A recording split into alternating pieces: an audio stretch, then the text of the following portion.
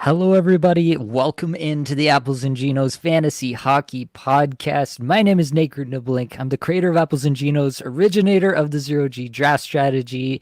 And in this podcast, Josh, Blake, and I are going to review the insane action from this past weekend and do the free agent frenzy of today. Let's get it.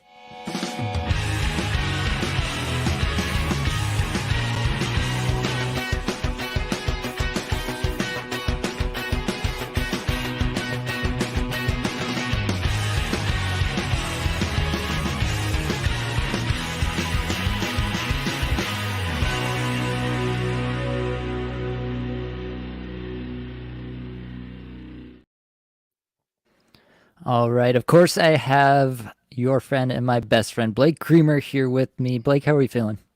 Buddy, this is such an awesome day. I felt like coming into this day, I was sagging a little bit. You know what I mean? It was just the sags of this hockey season here, and then they go and do something like this and totally redeem themselves. Oh my God! Like, what an insane day of moves! I could not even keep up with what was happening. This is going to be a really fun show. I just need to get my thoughts out on these guys and hear what you and Josh think, because I haven't even had a chance to really process a lot of this stuff. It was a nuts day, man. How'd you enjoy today? Yeah, I was away this whole weekend, so I was just like catching up on the phone, just trying to retweet stuff as it came in. Drove back, we were away at a cottage. Speaking of Josh, he's just trying to connect here. He was running a little bit late. Let's get him in here. Josh, what's going on, man? We just started. How are you feeling? I think his mic's not Josh even is working. Oh, there we go. There it is. Oh man, we were just talking about how pumped we were, how the day was going. Yeah, we can hear you, buddy. Can you hear us all right? Okay. Oh yeah, absolutely. Seems like he's got a little bit of lag. There must be. I feel like there's a little bit of a delay going on. Yeah, that could be. Anyway, let's get into it. Like, let's not waste any time. Let's get into the comments first, actually, because we got comments rolling in already. We got Jackson in here, so ready for the episode. Would love to hear thoughts about the Pens moves or lack thereof, and if they could be a playoff team. I mean, they got Sidney Crosby still, right? Like, I feel like that's probably a good place to start. If any of their ads could be fantasy relevant, what do you think, Blake? Let's talk about the Pens a little bit here. Obviously, they let go of Riley Smith in trade today. They've got their own issues, as evidenced by last year and how that season ended up. But do you think that anything they've done today moves the needle fantasy-wise? Do you see anything shaking out differently in terms of power play or anything going on there? What do you think? Not really anything they did today, right? Because I mean, what did they do, right? Anthony Beauvillier, thank you for your service. Go fill the water bottles, my man. But Matt Grzelcyk's a nice little piece there, I think, like just a depth defenseman. But I do think the Penguins should be a playoff team because their power play last year was putrid. It was atrocious, right? And that is not normal when you have the player personnel they have on that team. So I think regardless of what they did today, they should still be a playoff team. They've still got guys that can do stuff out there. Crosby's still a legend. And plus they signed the ultimate beefer, Bokonji Imama. Yeah, that guy is a machine. All right. So he's going to be putting fear into a lot of people whenever he's out on the ice. So there you go. That's a nice free agent signing there. Yeah, I don't think anything really moves the needle. I mean, Kevin Hayes came over. Like, I don't think that's a big thing. Oh, right. Right. Yeah, I just don't know that anything there is truly moving the needle for me. But overall, like, I mean, it's still Sidney Crosby, right? I think that he's still going to drag everybody else along. I think I'm going to be in on Brian Rust probably again. Maybe Rickard Rakell gets extended time on power play 1. Maybe that changes things a little bit. I don't know, but we could definitely see. We could see if they change things up on the top power play. I mean, maybe they go for the Letang Carlson split on top power play. That could happen.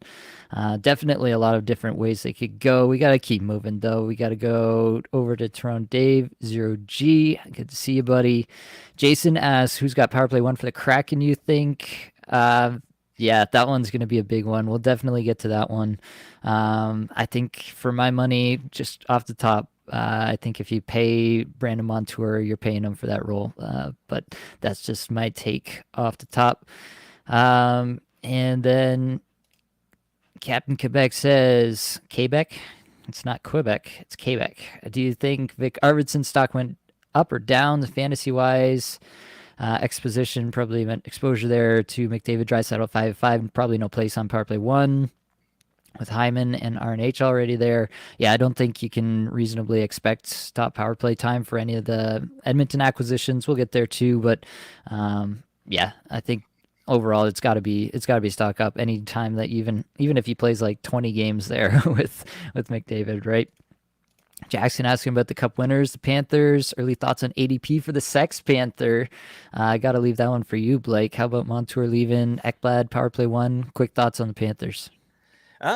Yeah, Sex Panther's going to be overdrafted, unfortunately, but what a great signing in real life. Man, they got him at massive value. Or I think the value that he probably should be at and not the value that he had last season, right? Like he didn't get paid like a 57 goal scorer. So that's a really nice piece. I think he's probably going to be a third rounder, which I think is going to be a little bit too high for me. Montour leaving, you know what? They had OEL on the power play at the end of the season. So I don't know. I don't think it's going to be a big issue. They obviously won the Stanley Cup. And then Ekblad, that's going to be a really good piece. I think he's going to be the main beneficiary of Montour leaving. OEL is gone as well.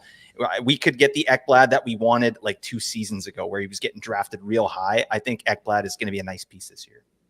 Yeah. We'll get into that one more as well, but I want to get to Jordan. Jordan asks thoughts on the Canucks moves, any needs they still need to fill. I have to leave that one for you, Blake, but I was low-key impressed with what the Canucks did, especially in free agency today. What are your thoughts off the top there?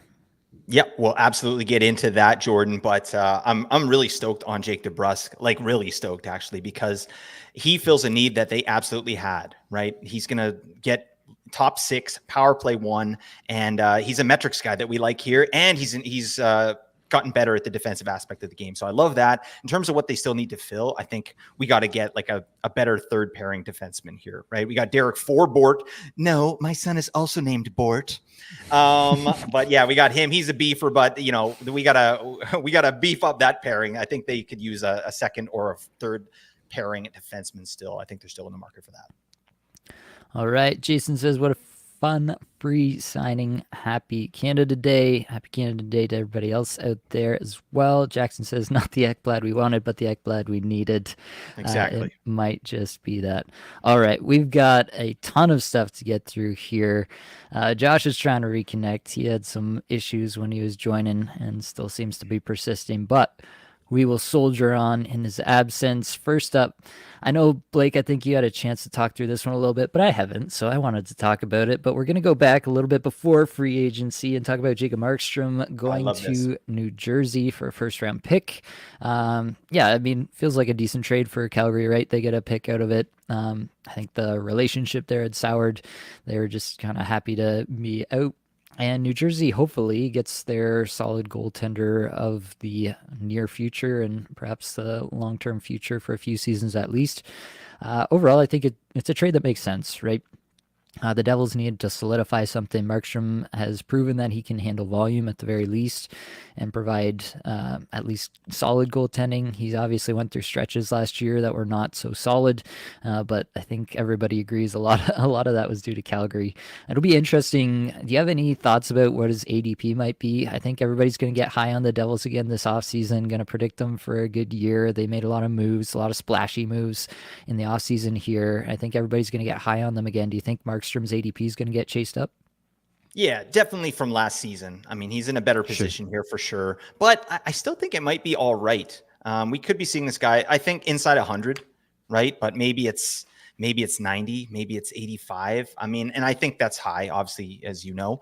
But I do like the fit, especially with New Jersey, because something Markstrom's really good at is kind of these acrobatic, like out of position saves, you know, and that's something that New Jersey has historically given up, right? They're a rush team, so they get a ton of chances going one way, but they also give up a lot of like high danger chances on the way back, right? And I think that actually might work well for Markstrom. So it's a good trade for them. I mean, Markstrom's a little older, but we know goalies have a little bit of a longer shelf life. So they got their guy, and it's a massive upgrade to what they had last season. I think he's in for a good one.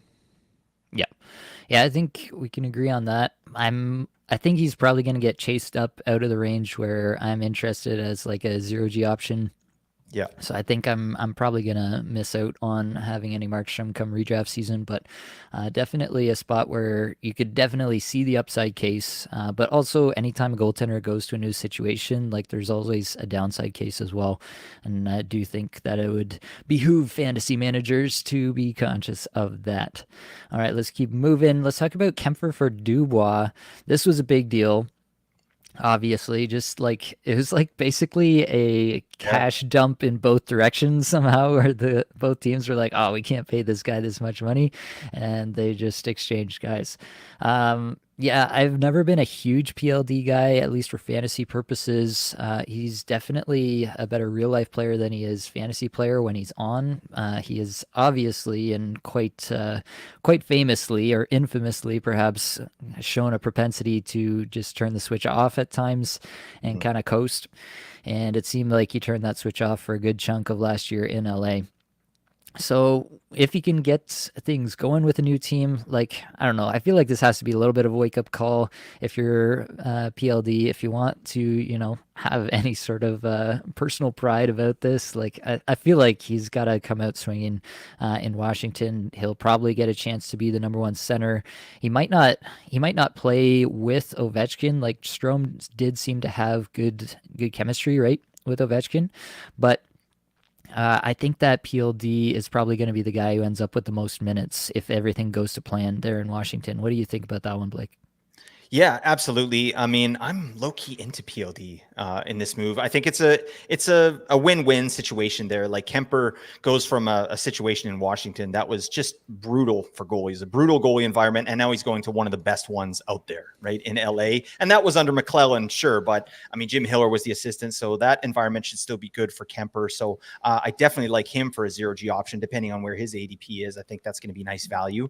But in terms of PLD, this guy, what you said is absolutely true. He's a much better player in real life than he is for fantasy. But I think especially last year, the reason for that was he got no opportunity, right? And who knows what the reason is, right?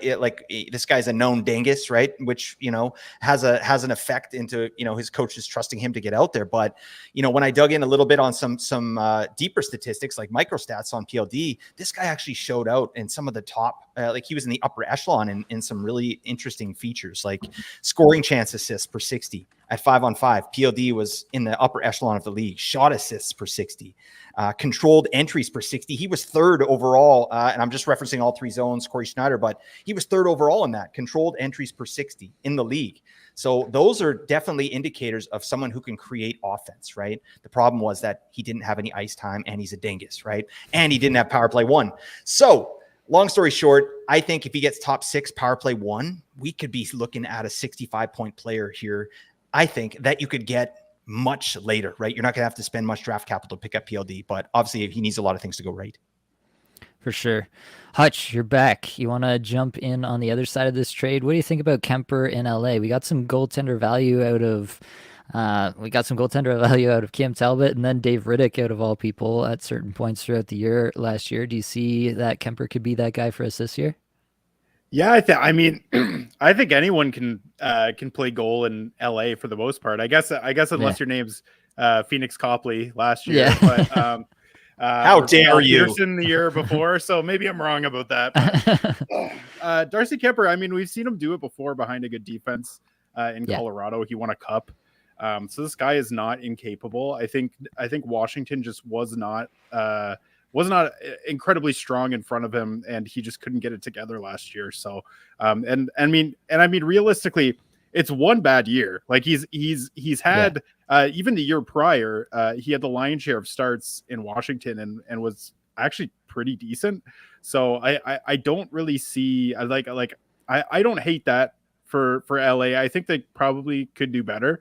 But I mean, they got out of a bad situation with PLD. It was clearly not working there, but I don't know, man. Some of the moves they've made today, Rob Blake giving almost $4 million to Joel Edmondson. I feel like there was another move they made that was a near disaster, but I'll have to look that up again. Sorry for the technical difficulties here, man. I don't know That's what the all hell's right. going on. I popped in. That's what happens when when you're running late and then you just throw all your shit together. There's no time to iron out bugs. Yeah, that's all right. We're just happy to have you in the fold, buddy. It's a full family pod here tonight, and we love it. All right, I want to run through a few comments before we get to the next one. Jack asked thoughts on the Sharks and the Blackhawks. Seems like there's some sneaky value on both teams from a fantasy perspective. Yeah, we're definitely going to get there and get into that a little bit more, but I totally agree, especially the Sharks. I'm kind of low key pumped about the Sharks at this point. At least I think they're going to be fun. I don't know if they're going to be any good, but I think they're going to be fun. From a fantasy perspective. Future Gadget Lab, loving not that the Leafs have to overpay like $3 million for lesser player for everyone in salary cap leagues. Just pick up guys in no tax states, clearly an advantage, Gary said. So yeah, I think I've seen some like rumblings on Twitter that like the Leafs are gonna like talk to the league and like try to make a case that they should have some sort of like give back or something because of the advantage that the Florida teams and stuff have. I don't know how much truth there is to that, but anyway, it does feel bad to be a Leafs fan and see some of the deals that came in today that did not feel terrific in terms of the AAVs. Jackson saying, would love to get chatter on the Blue Jackets. Got a nice reunion there. That's Sean Monahan and Johnny Hockey. Yeah, that's definitely on the docket. And definitely going to cause some ripple effects for that center lineup there. Adam Fantilli and Boone Jenner already there, but will Monahan go straight to line one with Johnny Hockey just because they have some experience together? That could definitely be the case. Big Chillin' Podcast, the squad. Let's go. Absolutely. Thoughts on Jake with Tampa now? That's going to be pretty soon. We're going to get to that one. Binksy's in the chat. Love to see it. Good to see you here again. Let's get Binksy. to biz. Hope that the Twins are treating you well. Talk to me about the new projections in Nashville. Yeah, that's up at the top of the docket as well because, yeah, everything we knew about this team has to be thrown out the window now. We got to go back to square one. Captain Quebec Cap Crunch in Colorado tells me they won't get any other forwards. Also tells me I'm going to be quite invested in Nikolai Kovalenko this year. Yeah, they're going to have to pull some rabbits out of their hat. I mean, they did get Drouin back on a small deal for one more year, 2.5 mil. So that probably feels pretty good for them. They feel okay with that. But yeah, they're definitely feeling it at this point. Jackson asking, is Logan Thompson a 0G target? Probably. I think there's going to be some sort of split between him and Charlie Lindgren. I don't think Lindgren doing what he did last year will go unnoticed, but Thompson is definitely not a nobody and a guy who's definitely shown he can hold up his end of a tandem. Lastly here before we keep rolling. Yeah, Seattle is a confusing one for me, but again, we'll get into it. Let's keep rolling. Let's talk about this trade. Linus Ullmark going to the Sens in exchange for actually Boston's original 24 first, which obviously has already been used. And then the Sens got rid of Korpisalo going back to Boston. So Korpisalo now the backup in Boston. And then Ullmark going to be the starter for the Senators. It'll be interesting. I feel like Ullmark will probably be in that like 8 to 10 range in terms of rounds ADP wise in the upcoming year. I feel like the Senators there's still going to be like a bad taste in people's mouths with the Senators. They might be again a trendy pick to like take a step this year with a new coach and stuff. I don't know. How do you feel, Hutch? Do you feel like the Sens have what it takes to take a step this year and turn Linus Ullmark into value from a fantasy perspective? Man, I don't know. I thought they had the tools last year.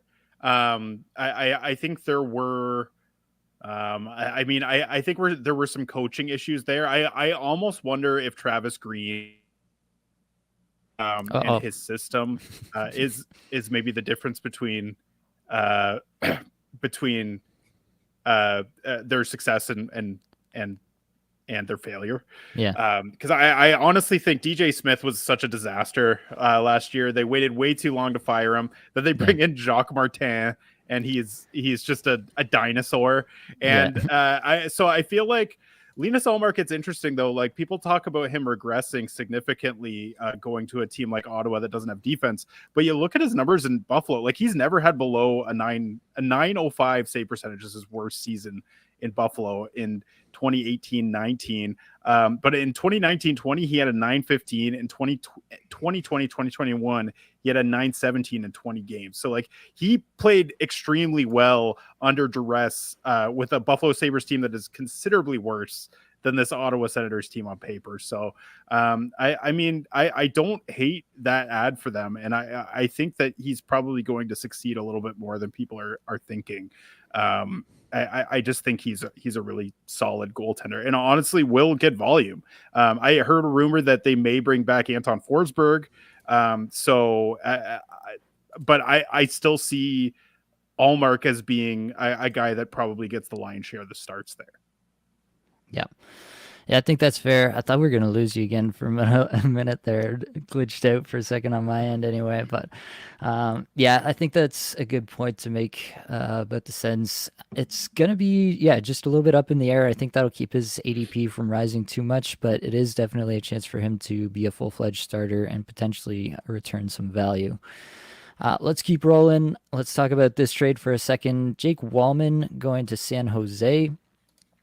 Blake, talk to me about this one. How do you feel about Wallman now? Like, he provides some pretty solid block numbers in Detroit, and like, I mean, it's still San Jose. Who do they really have on the back end? Do you think that Wallman has a chance for an increased offensive role in San Jose here? I think we have to assume that, right? Like, who else do they have that can do anything offensively from the back end, right? Like, and first off, I love that you said you're low key into San Jose, because I had a run of podcasts where I was talking about the San Jose Sharks on every podcast, and it wasn't planned. And I think, like you said, it's going to be a really fun team. And I think that, yeah, Wallman can do some stuff, right? I mean, he's never been put in this kind of role, so it's kind of risky bisky if we want to rely on that. Like, oh, Wallman's top power play, great, like let's roll. It's like, no, let's pump the brakes on that, right? Because, you know, San Jose still stinks, right? They're not good. You know, so I mean, that said, like this is a double-digit goal-scoring defenseman, right? He's awesome.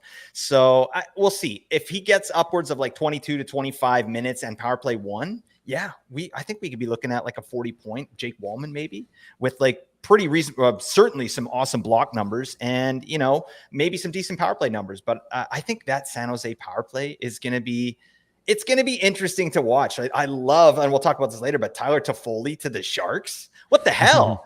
That was out of left field. And I love that, because that's not like, oh, let's bring in a veteran to, like, you know, insulate these kids. It's like, you actually brought in like a pretty elite shooter to do some stuff, right? So that's an interesting message you're sending to the team. Like, yeah, we're picking up this guy who's like a pretty elite scorer and shooter. So yes, long story short, to me, Jake Wallman, he's probably rosterable, you know, in fantasy drafts, maybe like your 5th D or something like that, and just take a flyer. Yeah, Kalen Addison did not get qualified either. So that out of the thin crop of defensemen on San Jose that could potentially get power play time, that's one less guy in that group. So you're looking at maybe Henry Thrun and Jake Wallman battling it out for PP1. So Henry Thrun, I picked that guy in like 5 best ball teams last year. What the hell? Oh, Henry Thrun, fool me once, shame on me. Fool me twice, shame. Is that how the saying? I always mess that saying up. I don't know. Henry Thrun. Well, I'm pretty sure I took Zellweger in more than one, so it's nice. Basically the same thing. Fair enough, guys. Let's keep rolling. Let's talk about the big trade. Mikhail Sergachev going to Utah for Connor Geeky, solid prospect. JJ Moser, solid back-end D-man, 2025 second and 2024 seventh. This is, to me, pretty exciting for Sergachev. I posted this on Twitter. I was like, how is this not a massive L for Tampa Bay? And I actually got some pushback. What do you guys think? Like, just on a hockey basis, like, this felt like an L for Tampa Bay. Like, I know what they were trying to do with the salary and stuff, but I just feel like this is not the way I would have wanted to do it. How do you guys feel about it? You go ahead, Josh. Fair enough. Yeah, I feel like there's a small window for them to win at this point. Their core is, I mean, obviously their core got slightly younger now that they've essentially swapped out Jake Gensel for Steven Stamkos. Yeah. But you've got Victor Hedman on the back end. They just reacquired Ryan McDonough, so that kind of clogs up the left side in Tampa. I mean, you had to offload salary in order to improve. And Sergachev's making $8.5 million. And he's a guy coming off a really serious injury as well. So maybe there's some question marks up in the air about health. I don't know, but I think that ultimately he's ready to lead a team. Like he's ready to be like a top pairing defenseman. He just was never going to get that in Tampa Bay. And I mean, I think he's going to see that time in Utah. I mean, you're talking about Sean Durzi getting re-signed for $6 million per year. That seems a little bit pricey now that we see Sergachev in the fold, potentially getting power play one. Like now, what does Durzi do? Does Durzi get the power play, and you just have Sergachev as a minute muncher? I don't know. It'll be interesting going forward, but I think he probably is your best option on that top unit. Yeah. Sorry, I just have a quick thought on this, Nate. Like, I think that, like, I'm very excited. So I'm definitely surprised about the pushback, but I also like looking at Sergachev as well, like his big season, 64 points in 79 games in 2022. Like that was bolstered by 27 power play points, right?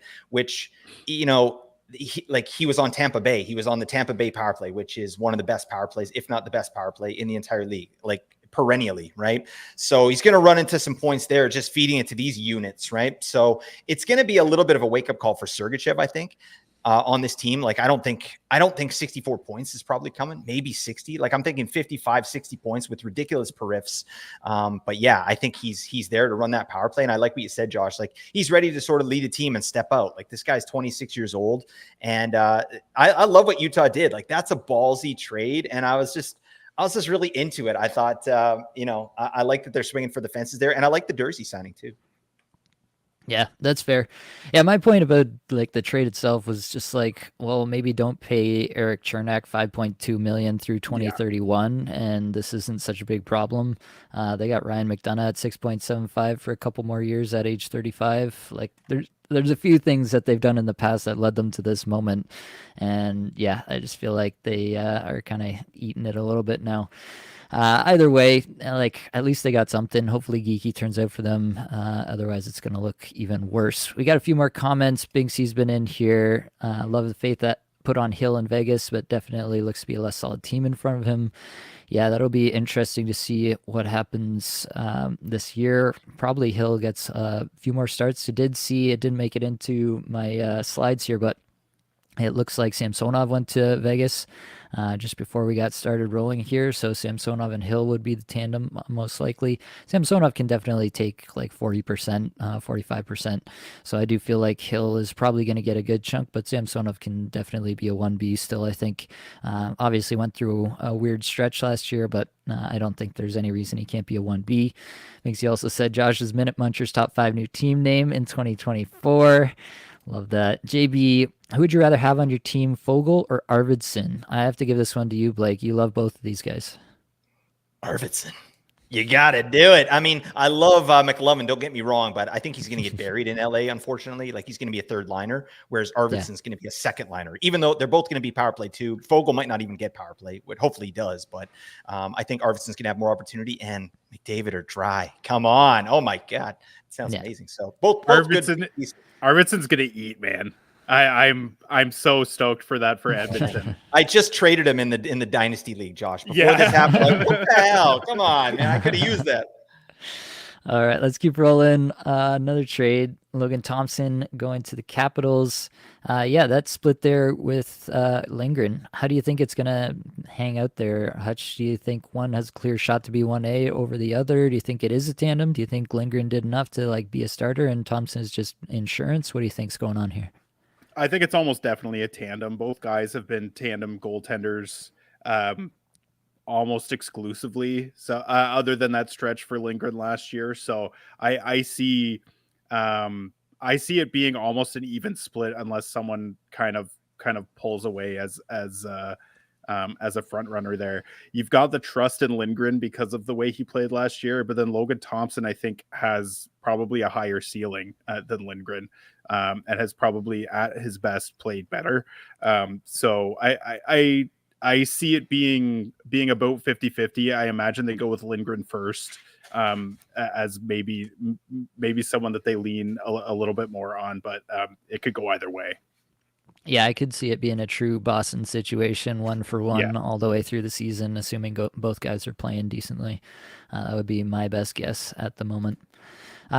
Casey Middlestat, Blake's favorite player, re-signed 3-year deal in Colorado. What do we think? Like after he has a full off season, everything there in Colorado, do we think that there's ceiling for him? Do we think that he can get power play one?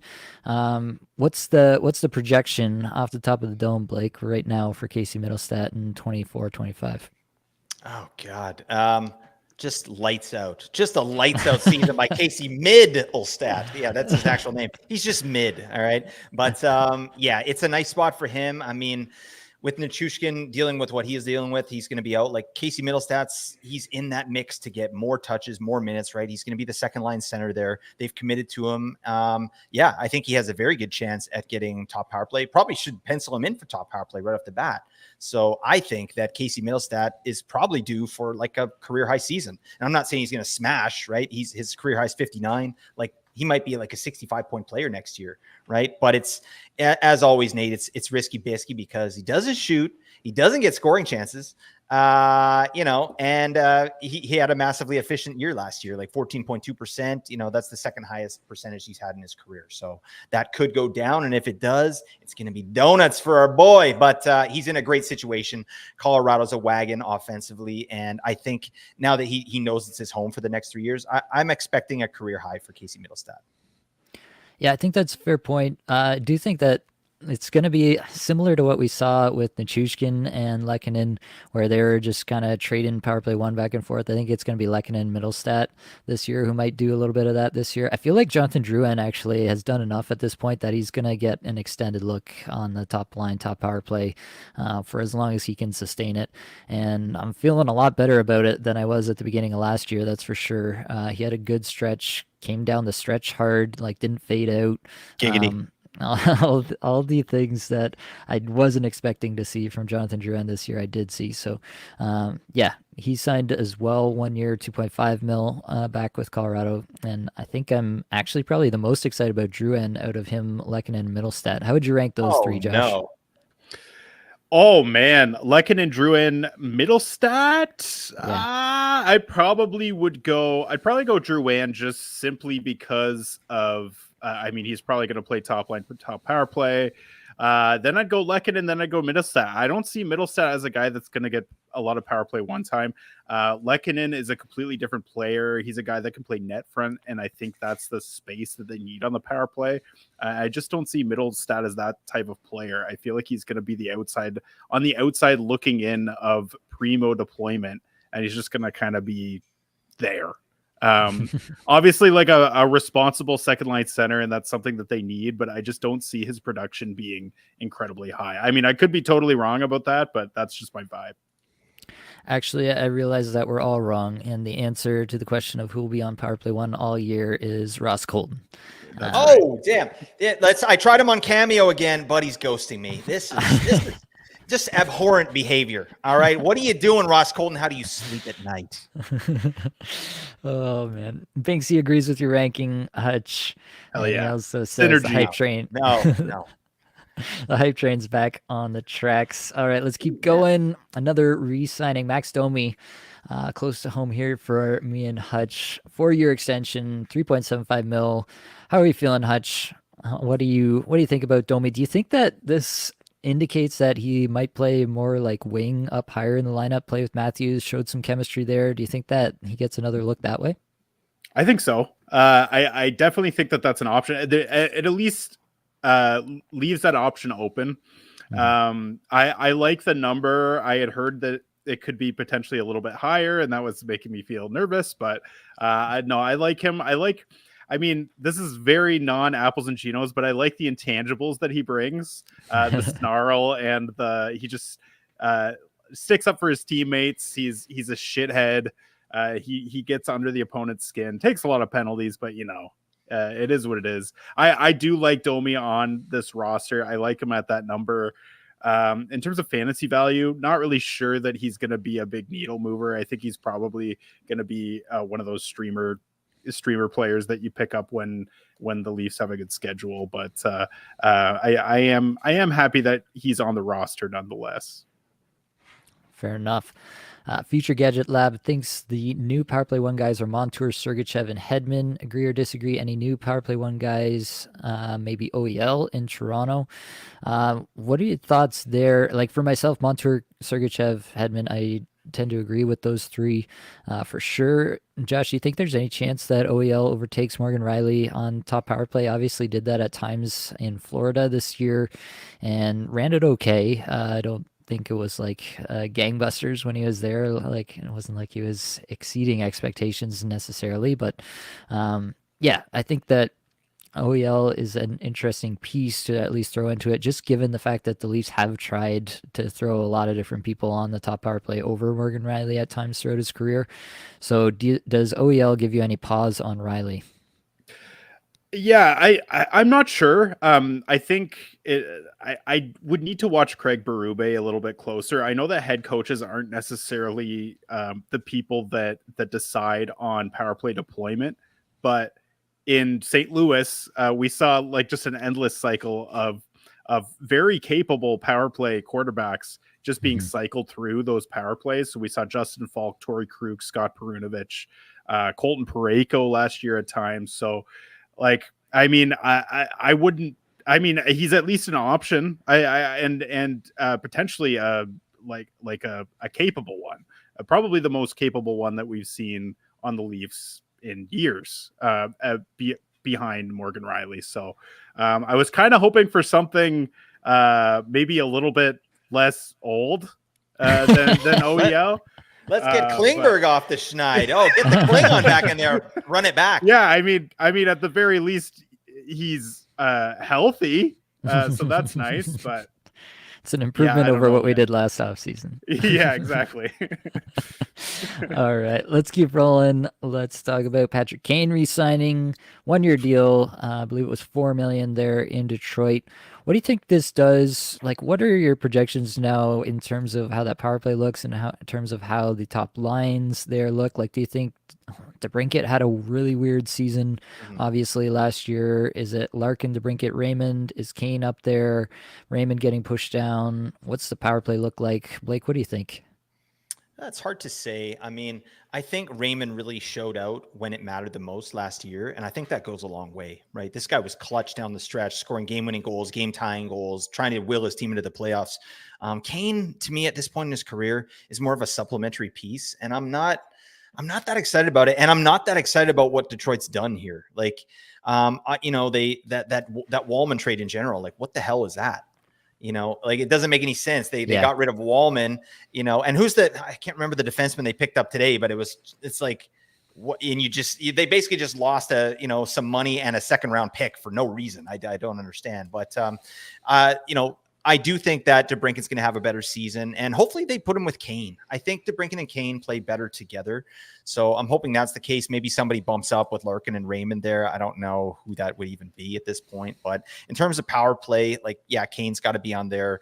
I think it's going to be interesting. Oh, Gustafsson is the player. Yeah, Eric Gustafsson that they signed, and that's going to be an interesting piece, right? Like Eric Gustafsson or Mo Seider on the power play. They got to go to the old mill and get some Seider. I mean, I know we've had this discussion before. It's basically like the same discussion, only Gustafsson's not as good as Gostisbehere was, right? So it's like, are they going to put Eric Gustafsson on that power play? Because if they do, then I'm low-key interested in Eric Gustafsson as a really late round pick for your defense, right? As a power play one guy, because he's shown he can do that. But I don't know. Kane, I'm tempering expectations. I think we're looking at like 60 to 70 points probably this year for Kane. I don't know what the hell the Yzer plan is, but can you let us in on it? Yeah, I don't think anybody really knows what the Yzer plan is. The Wallman one was crazy. I saw there was a tweet that like multiple teams were like, "Oh yeah, we would have picked him up if they just placed him on waivers. Like we would have taken that contract, no problem." Yeah, of course. But Yzerman had to go give away a second round pick to get it done. Like it was just totally bizarre. But yeah, I don't know how excited to get about Kane, but it does seem like he's going to get a lot of play there. I think Raymond was probably a little bit over his skis this past year. Talked about him as a guy to sell in Dynasty a little bit ago. And so I think if I'm betting on players, I would bet on Kane to have at least another solid year here with Detroit. I think he'll get a lot of run. They're kind of thin, to be quite honest, especially on the wings. So I think that he's going to get some run. I think Detroit is probably hoping some of their young guys come up. And we'll get to Gustafson. He's got a slide in here as well. But I want to talk about a couple more comments. Jackson asking about the Slavkovsky deal. We're getting to that one for sure. Future Gadget Lab. I was hoping for something less old about Josh's comments about OEL. Yeah, you and me both. It's distinguished. I'm going to ask you, will Forsberg go early now given what they did today? Wings trash today, sadly. Yeah, Forsberg in Nashville. Yeah, I mean, obviously he's still like the guy there, but they did definitely add some firepower there. I think Forsberg will go pretty early, especially in your more reactionary leagues, like wherever your leagues are that people just kind of go with whoever scored the most points last year. I think Forsberg gets that, and he also gets a boost from what the Preds did in the free agent signings today. So that'll be pretty interesting. JBS, you think Jeff Skinner hits 30 goals in Edmonton, even if he doesn't see any power play time? Yes or no, Josh? I'm going to go yes. I'm going to say yes. We're looking at a guy that this past year had 24 goals, basically playing on the fourth line for the second half of the year. So, and getting basically like boxed out of the power play in Buffalo. So this is a guy that's super capable. He's going to be playing with Draisaitl probably, or McDavid, either one. And I just feel like he's just a great fit there in Edmonton. So I see him being great 5v5. I don't think he needs a power play. Fair enough. All right, let's keep rolling. Sam Reinhart, 8-year, $69 million contract, which is super nice. And yeah, it feels like it's just going to be back to business with the Panthers with that power play. Obviously, Reinhart, like the shooting percentage was way out of line, but he does have Barkov feeding him the puck, which is about as good as it gets across the league. It does seem like they figured out a way to make him completely unguardable on that power play, and he totally took advantage. I mentioned it before, like the shooting percentage that this guy had on the power play this year, not even like the highest shooting percentage of his career on the power play. Like he's always been super efficient from that spot on the power play, even going back to his Buffalo days. Baseline expectation, Blake, what do you think? Are we looking at 50 goals again for Reinhart? Is that still in the wheelhouse, or do you think he's below that? I think it's below.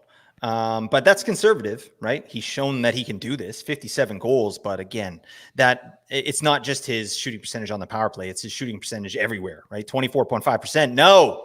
All right. We've got proof of concept here. Andrei Kuzmenko. No, it doesn't work. And I don't see him hitting even over 20% next year. That said, I mean, I think he is probably a point per game player, I think. And like one thing about Reinhart is that not a lot of people talk about because we're talking fantasy, but he's really good defensively too. Like that's how he gets his minutes, right? He's out on he's killing penalties. He had 4 short-handed goals this year. I mean, this guy's a unit, right? But 27 goals in the power play, that's not going to happen again. I think even what we talked about, who's quarterbacking that power play now? Is it Ekblad? Is it Forsling? That's going to change the look. Right. That's going to change how this power play operates. And Reinhart obviously made his bacon, in that bumper spot, just getting open and just smashing one-timers all day long. So I think, I'm not in on Reinhart this year unless it's at value. And I don't even know where value is at this point with this player because of what he just did. Maybe 5th round, 4th round, 5th round Reinhart, maybe 4th round. Maybe I'm starting to look at Reinhart, but I just think he's going to go well before that. Yeah, I think he's definitely going before that, coming off a 57-goal season. Let's keep rolling. Let's get to Jake Guentzel. 7-year deal, AAV $9 million with Tampa Bay. Ostensibly line 1, power play 1. I don't see how he's not with that kind of contract. What do you think? He goes from, obviously Crosby feeding him pucks to Kucherov feeding him pucks with the stint in Carolina in between, where he actually did quite well, which was, not always an assured thing. But Jake Guentzel, like just a consummate professional top line player, and now goes to the line with Kucherov, could honestly continue to see like 21 minutes a night. Tampa Bay plays the hell out of their top guys. Like, I don't think that's changing anytime soon. Do we think that this changes a lot for Guentzel's expectations, positively or negatively, Josh? I don't know. It's interesting. I think he, no matter what, is going to be an above point per game player. He has, I mean, he's shown now that he's been away from Crosby and was extremely productive in Carolina. I think he's proven that he can do the things. I mean, we look at his underlying numbers and they're great no matter what situation he's in. Yeah, I mean, 5v5, this is the best situation he could possibly be in. They've been looking for a solidified player on that left side on that point and Kucherov line for a couple of years now. They've been putting Stamkos up there, but they've been switching in Brandon Hagel and trying other people here and there. You had Barboulay, I think, last year at times. So obviously they're not incredibly comfortable with the people they've been putting in that spot. But I think Guentzel is probably a lock. The power play is interesting. I don't think that we should just assume that Tampa Bay's power play is going to be as dominant as it's been in the past, because I think that Stamkos one-timer on that left side is, I mean, it's part of the reason that there's so much space for everybody else, is because they're trying to take that pass away. You've got the three-headed monster of Hedman, Kucherov, and Stamkos, where they just snap the puck around and you never know who's going to hit a one-timer, because if any of them shoots, like it's going to be an absolute bomb. But now you've got Guentzel, who's a left shot. Yeah. Do you play him on that flank? Do you put someone else there and you put Guentzel in front of the net where he seems to eat a little bit more historically? It'll be interesting to see how that affects the way that they convert on that power play. Yeah, I think that's a really good point. Gensel shooting the other way. It's not like they have somebody else who could kick over there too. Like Hagel shoots left as well. Yeah, it's definitely going to be a different look for that power play. I mean, I feel like you have Braden Point, you have Nikita Kucherov, you have Victor Hedman, you have Jake Gensel. Like they'll figure it out. Yeah. But at the same time, Tampa Bay has had like one of the best power plays over the last number of years. Is it going to be at that level? Once again, I think that's a fair question to ask at this point. What do you think, Blake? You got an upward arrow or a downward arrow for Guentzel based on this landing spot? I think this is, as Josh said, like it's a perfect landing spot for this guy. It's one of those situations, it's like a Matthew Tkachuk situation when he goes to Florida. It's like, okay, here are the keys, buddy. Go ahead. Like, yeah, they're into this guy for a bunch of money. He's going to get top line, top power play right off the bat. And I think if we look at what Guentzel was able to do last season when he was with Pittsburgh, again, that Pittsburgh power play stinky, right? So I think there's positive regression for Guentzel on the power play. This guy only got 5 power play goals last year, which I guess, you know, even just looking at it now, like that's kind of in his wheelhouse. I think he can do a lot more than that. But there's some other pieces that I really like too. Like he had the lowest shooting percentage of his career on the power play last year. Obviously they were terrible. He's a big time shot and chance generator, as we know. Risky Bisky going with a new face in a new place, but I think Guentzel is pretty much a lock. Like this team is, we know they're offensive. Defensively last year they were terrible, but you know, we don't care about that. We care about offense, and Guentzel's going to get it. Something I like to think about too when I'm looking at these trades is like, who else benefits? Like who else benefits on Carolina now that Guentzel's gone, right? Like, and I started to think about that, and I'm thinking about players like Andrei Svechnikov, who's probably like, you know, he's going to be guaranteed top line, top power play at this point. He has to be, right? Players like Seth Jarvis, right? Who's, I think this just really solidifies his role in that same vein, right? Line 1, power play 1. So yeah, there's some good fantasy pieces that come out of this, but this is a big win for Tampa Bay. I think at this point in their careers, I'd rather have Guentzel than Stamkos, as difficult as that is. Yep. Yeah, I think that's a fair point. Yeah, I do think that Carolina's going to have a little bit of a different look. They're definitely going to lean more on that top power play. It should be a little bit better for the top end guys there. Maybe this is the year that RBA doesn't do RBA things, and we don't get the Brind'Amour effect, and we get something out of Andrei Svechnikov that goes above and beyond. Yeah, Svechnikov had a great year for sure, but I do think that there's potential ceiling even beyond this year for him specifically and Seth Jarvis that could be pretty interesting. All right, let's keep rolling. Tyler Bertuzzi signs with Chicago, 4-year deal, 5.5 AAV. Quick thoughts. Do you think this is a clear top line situation? Plays with Bedard at even strength and on the power play? Josh? I think it's gotta be right. I mean, I'm looking at their other moves though, and it seems like that left side, they've got a lot of options on the left side. They've got looking at cap friendly while it's still available. Bertuzzi, they've got Teuvo Teravainen that they signed, Nick Foligno, Andreas Athanasiou, Ilya Mikheyev, Philip Kurashev that all play left wing.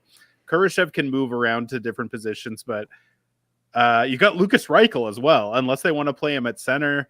They have a lot of guys, but I imagine that Bertuzzi is probably the guy you put on Bedard's left to start the year. I think. Yeah, they do have a lot of guys, as do most teams in the NHL, but they're more aptly described as guys when they're on Chicago. It seems like. Blake, just some guys playing hockey.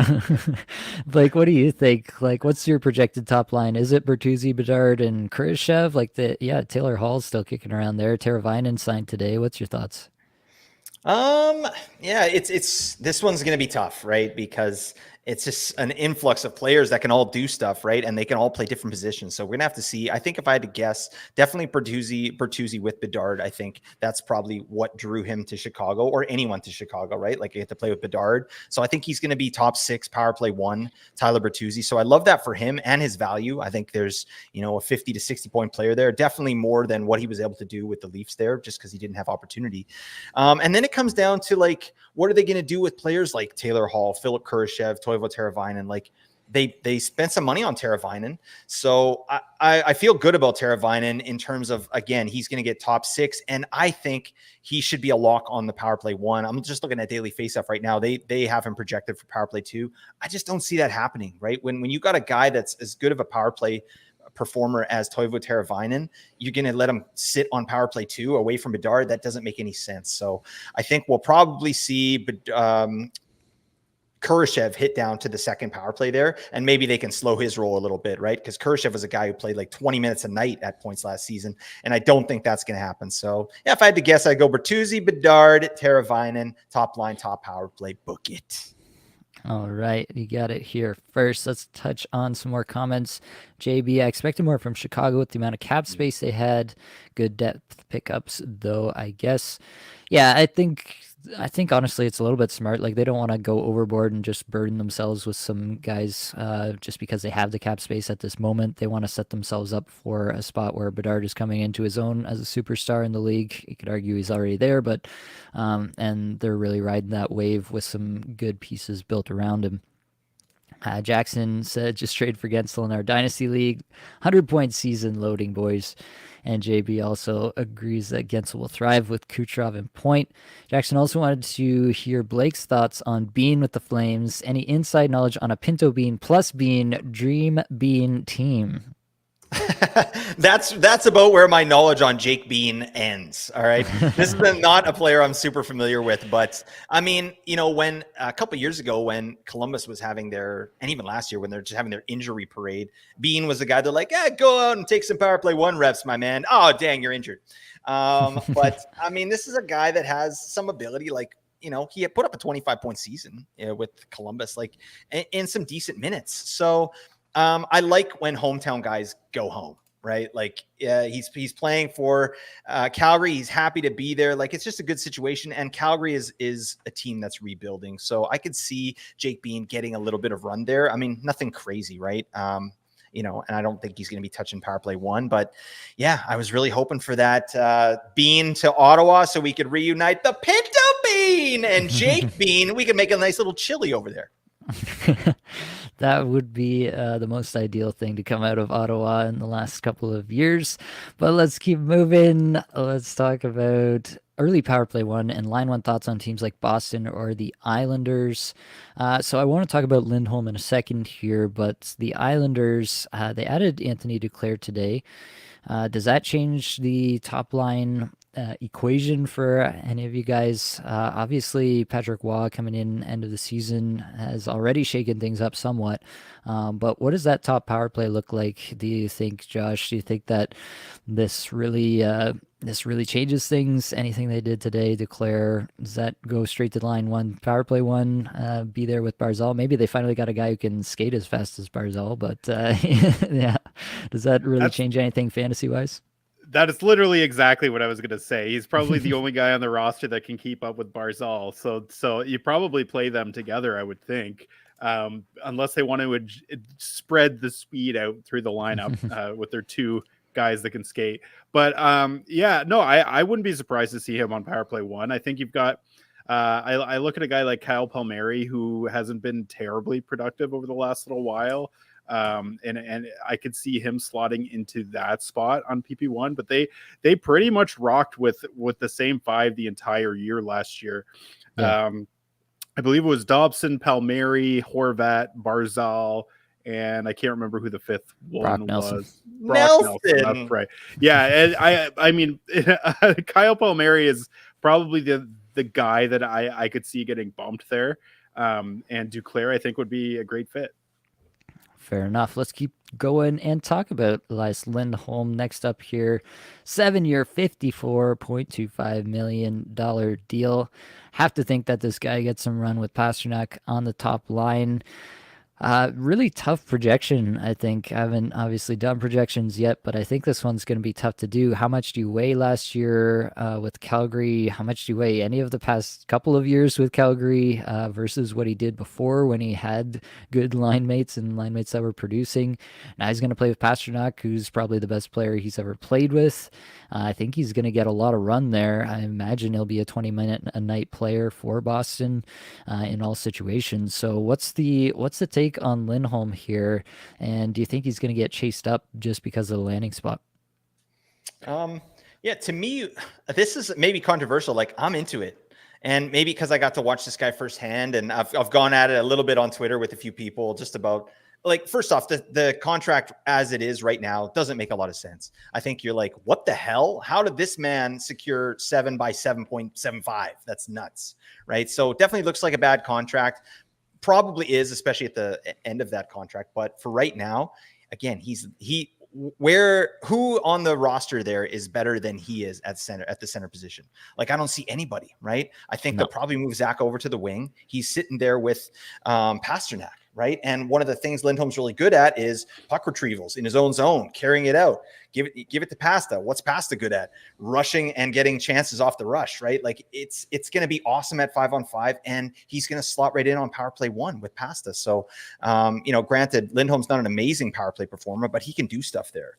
I think that for fantasy, it is going to be a risky pick for sure. I don't know that he's going to get chased up. Maybe in like more general leagues, but I think in the leagues that we're playing in, boys, like, I could see people leaving Lindholm out there for a little bit longer, and the longer he stays out there, the more I'm into it, because I really think that this is a player that can get back up to 70 points, 65, 70 points. Elias Lindholm, I'm into that. And unfortunately, like, the metrics from last year don't really show that. But I did get to watch this player and his impact in the playoffs for the Canucks. He was the guy they threw out there when they needed something to go right. They needed a spark. They needed a stop, some defensive stops, and to move the puck in transition. And he's really good at that. And again, Pasta is amazing, an elite at rushing the puck and getting chances. So I think it's going to be a big year for this guy. But yeah, I can definitely understand the people that are cautious about this. Yeah, I have to imagine that we'll see him like in the 6th, 7th round next year, just because people are going to be like, oh, he's there with Pastrnak. He's going to go right back to Calgary days. Like, somebody in your league, one of the 12 in your league, is going to think that and draft him there. Even if you think he should go a little bit later, I think there's just going to be somebody who gets super pumped about him in almost every league. He's probably going to go in that range. It's probably just going to be a little bit too rich for me, but we will see. Let's keep talking about, let's do the big one now. Let's talk about the Nashville Predators setting the world on fire, signing Steven Stamkos, Jonathan Marchessault, and Brady Shea. Josh, like, first thoughts, like, is Nashville the Stanley Cup favorite now? What are the betting odds? Has anybody checked? Oh, I haven't checked, but I don't know if they're Stanley Cup favorites, but I think they've won free agency for this year. I can't believe the way that they've pulled players, but I mean, Nashville's a great team, and I think this kind of puts them into the contender realm. Having I think this is kind of what they needed. They need a little bit more offense, a little bit more offensive depth, and honestly, like, there's no depth like getting two guys that'll play at the top of Yeah. your lineup, right? Like that's pushing everybody else down. So I don't know, like in terms of deployment for these guys, I don't know how it's going to go. There's a lot of right shots on that. They have the opposite problem of the Tampa Bay Lightning. They've got Yeah. Philip Forsberg, Yeah. Steven Stamkos, and Jonathan Marchessault all playing right shots. They're all almost definitely playing on PP1. So it'll be interesting to see how they deploy them. I imagine Stamkos probably slots into Forsberg's spot because it is Stamkos' spot. Like it has been his spot for many years. He's been the guy in the league that's shot from those hash marks. So I think Forsberg is probably getting moved. So we'll see how that affects him. But overall, I think this means only good things for Nashville.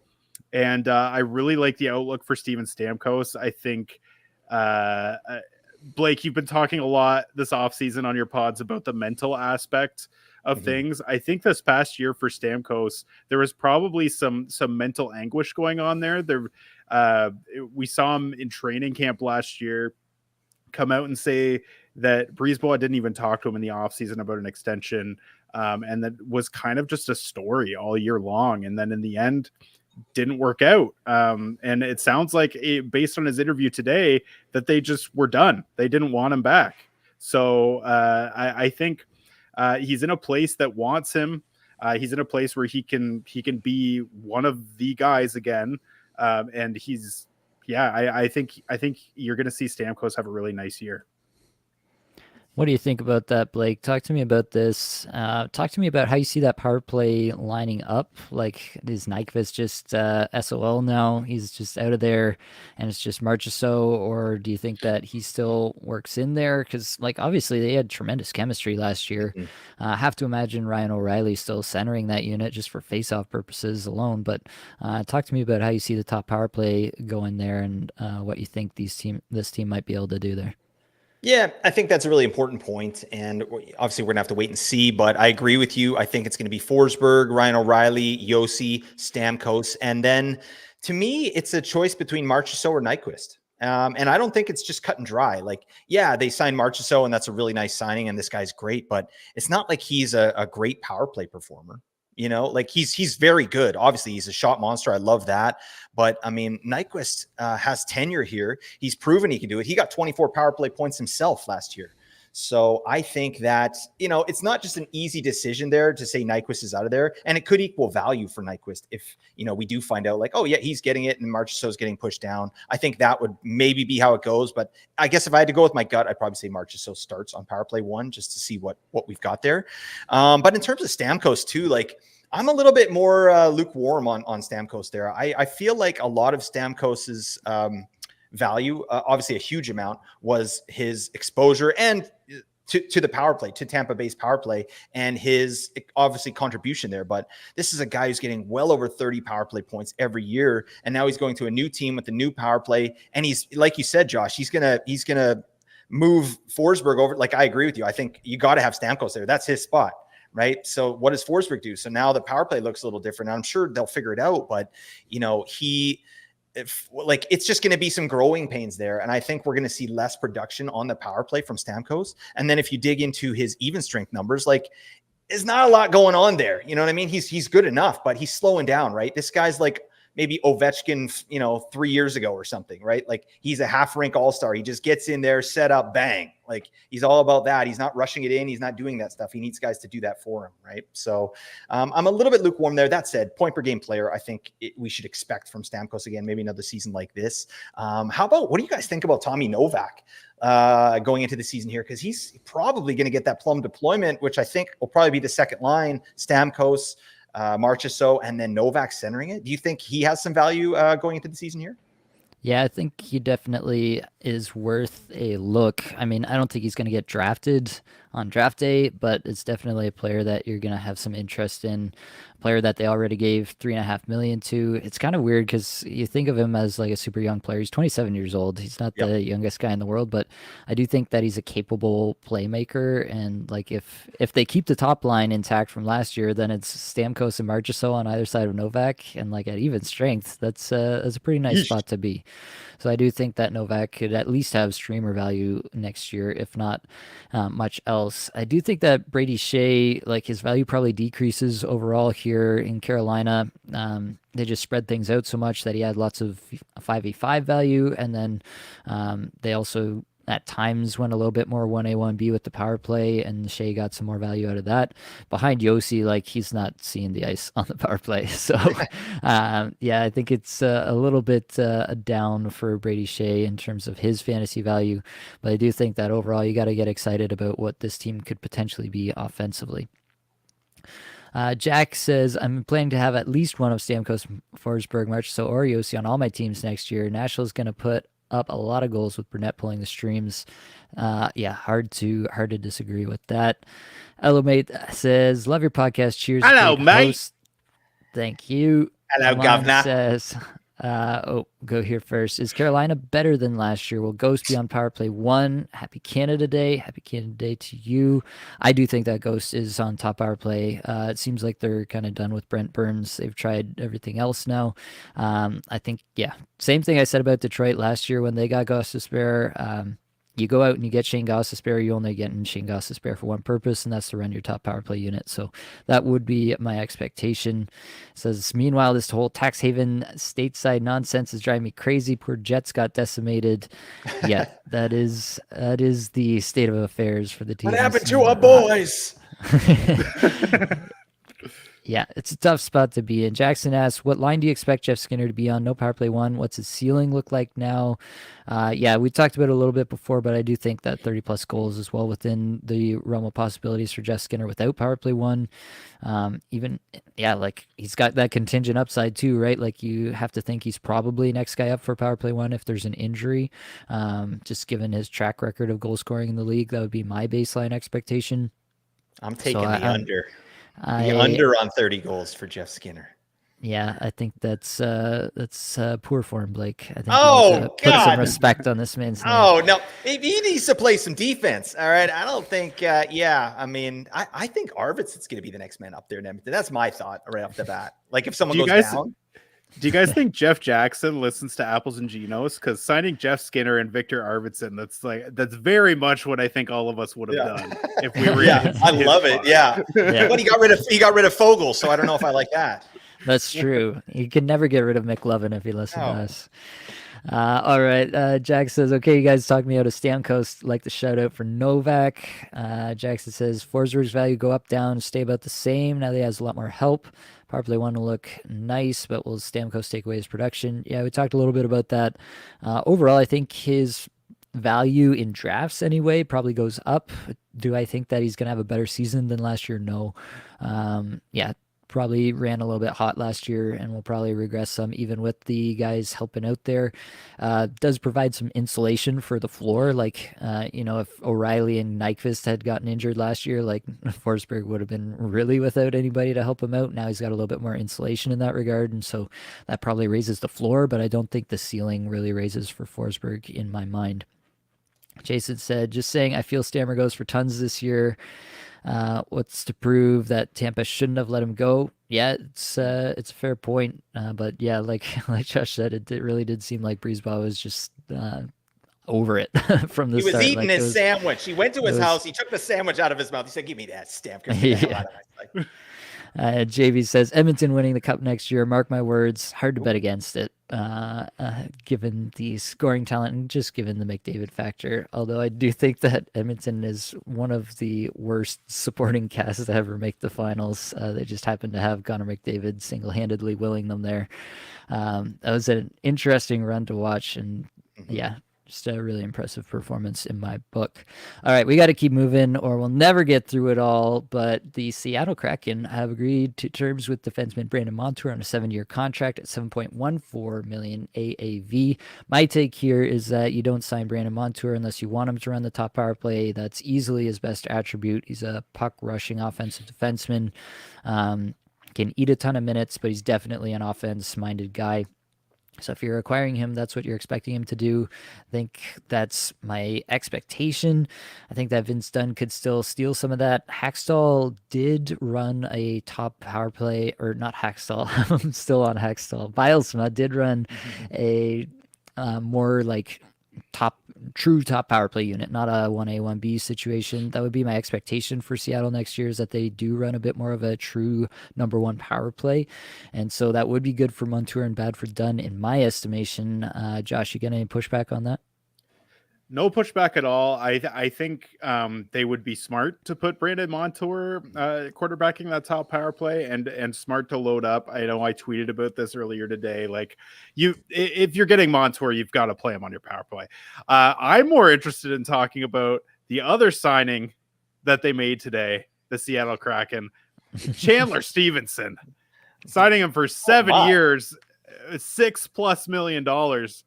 This is by far the worst contract signed today. It's got to be. Am I wrong? What do you think, Blake?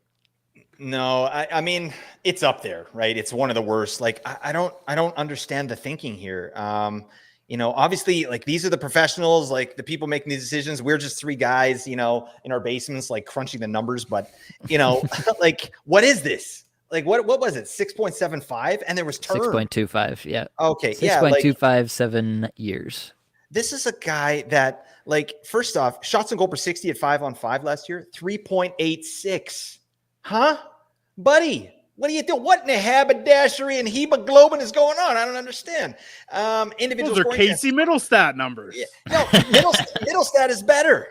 I mean, that's what we're talking about here, Josh. So, yeah, I mean, this guy lives off efficiency and huge deployment in Vegas. Now he's going to a new team. What the hell's his role? Like, I'm not even sure where he's going to play. Like, he's mostly a center. So does McCann play wing? Like, Chandler can play left wing as well. So does he play with Beniers and Eberle? Like, either way, I'm out. You know what I mean? Like, and for fantasy, like, he's going on the stream team like this. Oh, Seattle has a good schedule this week. Is Chandler Stevenson available? Yeah, he's way down there. All right. Yep. I'm going to pick him up. But yeah, I just think there's such a question mark there too with the new coach. Like, we don't know what's going on. So I think best case scenario for Stevenson, 55 points, maybe. Like, yeah. Ew. I mean, that's basically what he had this past year. I believe my thing with this is, it hampers you long-term. They have such a good pipeline of prospects, Seattle does. You've got Shane Wright coming in this year, likely. I mean, I would hope playing full-time in Seattle. You have so much center depth. And they're also young, Matty Beniers. And like, what are you doing? And now you're bringing this guy in for like in like a basically untradeable contract. Like, for 7 years, you're gonna have to pay Shane Wright, you're gonna have to pay Matty Beniers. Like, what are you gonna do? What are you gonna do when you have to pay these guys? Like, what you gonna do? That's what I'm hearing Hulk Hogan there. I don't know. Yeah, I tend to agree with that. I do think this is a pretty atrocious contract. We talked about Chicago, like, just not spending everything. Like, Seattle was the exact opposite. They're like, oh, we have this money, let's go throw it at all these guys. I like Montour, but yeah, like, it's still a huge deal for a guy who just turned 30.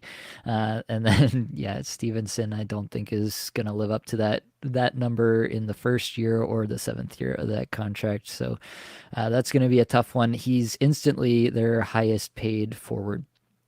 They previously, their two highest paid forwards were Andre Burakovsky and Jaden Schwartz at $5.5 million. So as they should be. Yeah, definitely. Those guys have been absolute studs for them over the last couple of years. Yeah, I tend to agree. Like, I feel like they probably could have used another center, but more of a depth guy. Like, you want Beniers to be the one. You want Shane Wright to come in and be a part of the middle six and see what he can do. You want, obviously, Yanni Gord to continue what he's been doing for the last number of years in kind of a middle six situation. They're playing in all situations. But yeah, it really did not feel to me like Chandler Stevenson should have been the target there for the Seattle Kraken. It's wild stuff. Future Gadget Lab says, outside of Stevenson, who's the biggest fade rise in your draft boards from the guys moving? That's an interesting one. I don't really know off the top of my head, to be honest with you. I'd have to think that one through a little bit more. Do either of you guys have any that jump off the board to you as of today? I mean, I know we're probably going to talk about it, but I hate Chikrin to Washington there. That pisses me off. Oh yeah. Because we're just not going to see him on power play 1, and what the hell? Like, obviously a guy that's needed. Also, Washington's just pissing me off in general. Logan Thompson there as well. Like, now we don't get Charlie Lindgren at value. It just muddies things up for fantasy. So those are 2 right off the bat that I'm thinking about. But I mean, those were trades. So I don't know in terms of these free agents. Josh, you got anybody? I think my biggest rise is probably Sergachev, but I guess that was a trade as well. Maybe do you want to talk about him now? I know we're kind of skipping ahead, but Jake DeBrusk to Vancouver. I really like that a lot. I could see him being the 4th guy on the top power play there, taking Lindholm's spot. And I think he's going to get primo deployment on the wing there. And I think DeBrusk is going to pop this year. Yeah, I think that's definitely one that I'm pretty interested in. I think that could be a really good situation for him. They're going to need him maybe a little bit more than Boston has in the past, where he's been buried a little bit behind both Marchand and Pasternak. I think they got room maybe in Vancouver, and I think it's a little bit more of an offensive minded environment where he's going to probably be told to go get it a little bit more. So I'm actually pretty interested in that one. We do have a slide for him coming up. Yeah, I think that's an interesting one. Let's talk about Chikrin a second longer, because I do think that's an interesting one. It's just brutal.